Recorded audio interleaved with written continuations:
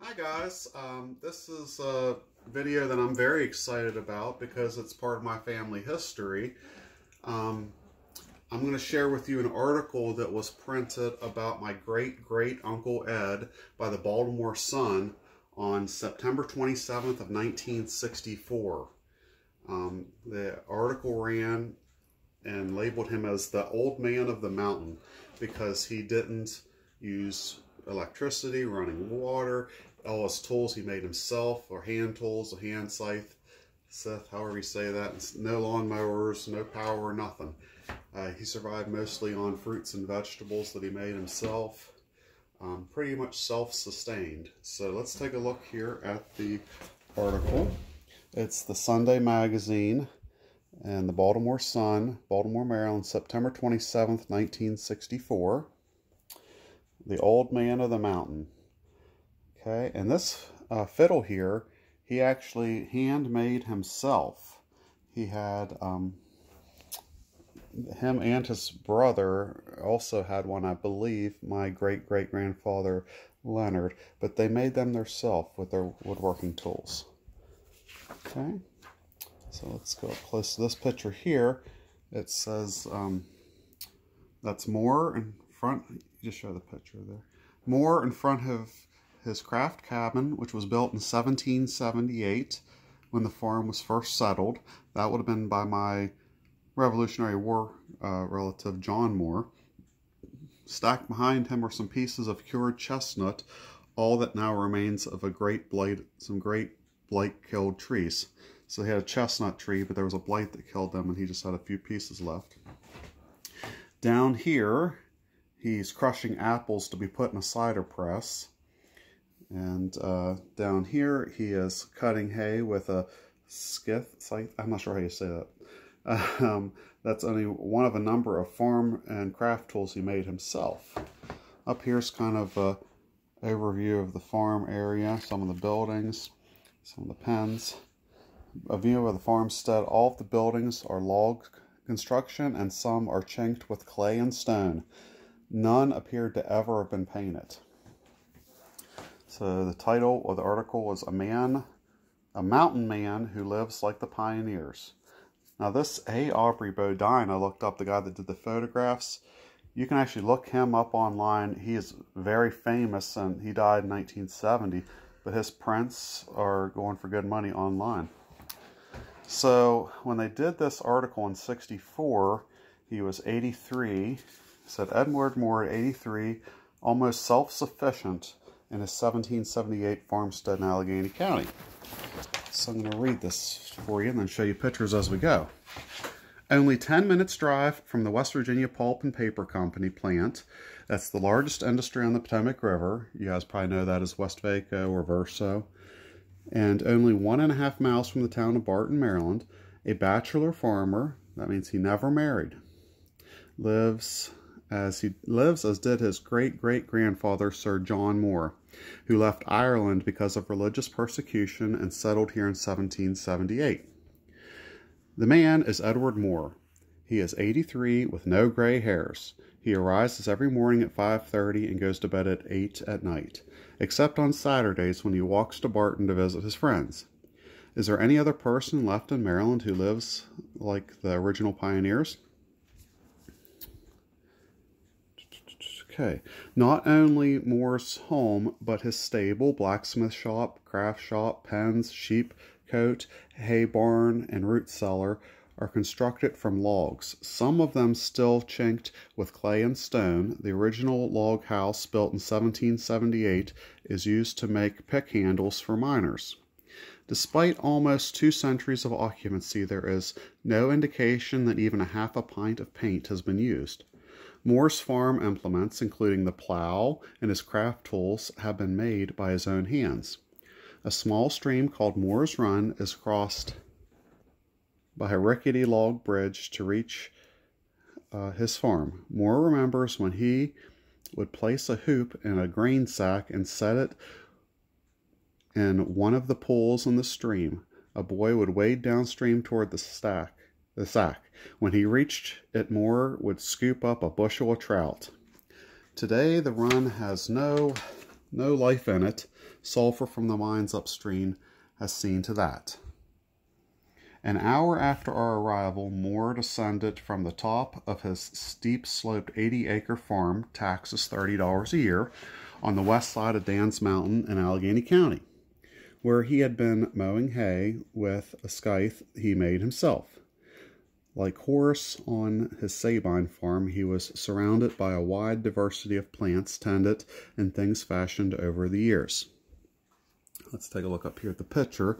It says, at the age of 83, Edward Moore lives and works in just the same way as did his great-great-grandfather who settled on his Dan's Mountain farm in 1778. He is almost entirely self-sufficient, maintaining himself on earned income of just $5 a week. High on the ridge could be seen a maple sugar grove. One year he made 250 pounds of sugar. Adjacent was a 4-acre field of corn and tassel, and a large meadow where 2 breed stock cows were munching luscious grass. Here and there were orchards containing strawberry apples, peaches, plums, and pears. At one time he grew about 50 varieties of apples, many the result of his skill in grafting. There were many nooks where small fruits such as raspberries and blackberries grew. A grape arbor burdened down with ripened clusters faced east and brought shade to one of the cabins. Moore cans the fruit for winter use. The vegetable gardens were near 2 cabins, bean poles 10 feet high on which were climbing in profusion purple pods 9 inches long, attached to heavy stems and large leaves, stood like a stockade beside the cabin porch. Beehives rested on stone slabs between the stable where he kept his horse and cows and the root cellar where he stored his apples and potatoes. Across from the parent cabin on the other side of the garden was a deep stone well. The water was reached by a bucket hauled up by a chain, rope, and pole.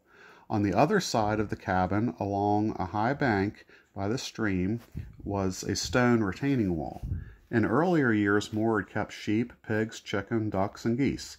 These often fell prey to stray dogs. The man spoke of times past when he hunted grouse, quail, wild turkey, and squirrels. Hickory, walnut, and butternut trees, some of the largest I have seen, are still flourishing, and this season are weighed down with nuts. His massive chestnut trees have long since died of blight. All that is left are some cured pieces of their wood alongside his craft shop. Plenty of nuts, but the game has vanished. One is impressed by his love for the land. Love for the old sod is an Irish inheritance which H.V. Morton poignantly describes in his book In Search of Ireland. Asked if he ever became lonely, if he had ever fallen in love, and felt the need to have a wife, Moore replied, "Shucks, too busy, so much to do.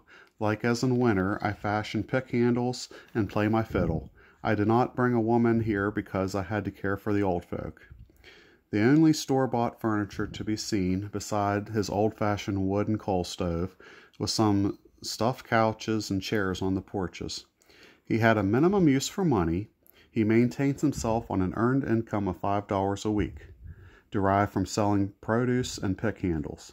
The chief items bought at the store are sugar, kerosene, salt, work clothes, and tobacco.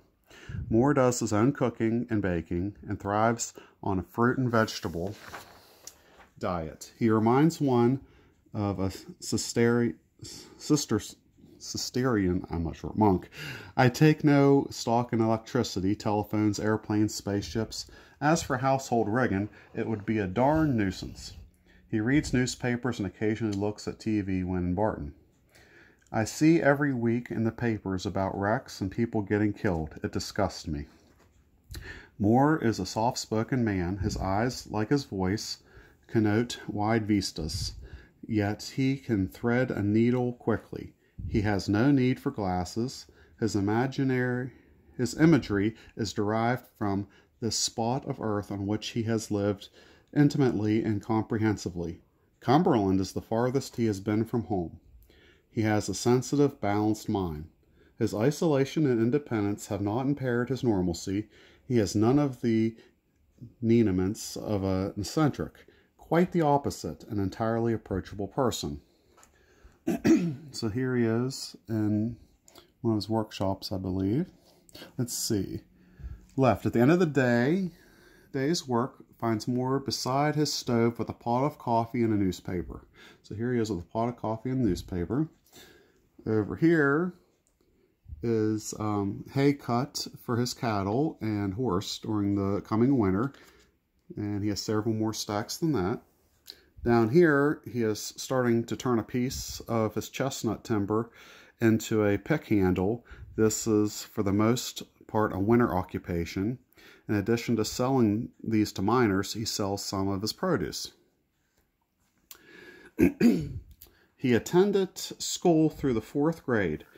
His only reason for attending was to learn. The rest of the kids went to play, he said. After the 4th grade, my teacher said I knew too much and would have to attend a more advanced school 10 miles away.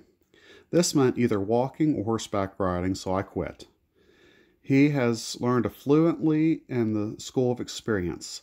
An autodidact farmer, horticulturalist, naturalist, carpenter, blacksmith, craftsman. The violin he plays for himself made 30 years ago. All these vocations have found maturity in one person. It seems incredible that this should be, when most of his neighbors have gained their livelihood through mines and factories. His farm is surrounded by land devastated by the mining industry. Of recent years, there has been strip mining, some adjacent to his farm. Looking toward the top of this steeply pitched farm, one sees small mountains of slag cresting in an intimidating manner, like a bed of lava, and imperceptibly moving down to scorch his fertile fields. Sooner or later, this primitive farm will suffocate as Moore's Run and George's Creek have done. Beneath is a honeycomb of miles of deserted mine tunnels. Above, a growing wasteland. But Moore is not perturbed. His life has been invested in growing things. He is surrounded by and permeated with all the kinds of earth, and there shines through it all a spiritual quality. When most people have retired, who should want to retire? Without anyone to care for them, they shrivel away in feebleness and senility in an old people's home. Edward Moore, at 83, works the same hours as when he was young. He appears to never worry about who would take care of him. He takes good care of himself. He gets no pension, no welfare money, has no insurance. Someday he will be found with his boots on, at rest with his ancestors in the good earth and rock of Dan's Mountain. Our life is short and turns to dust like insects, he said as he waved goodbye.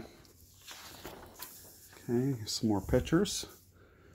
This was his root cellar in which he stored potatoes and fruit, and he was showing some strawberry apples.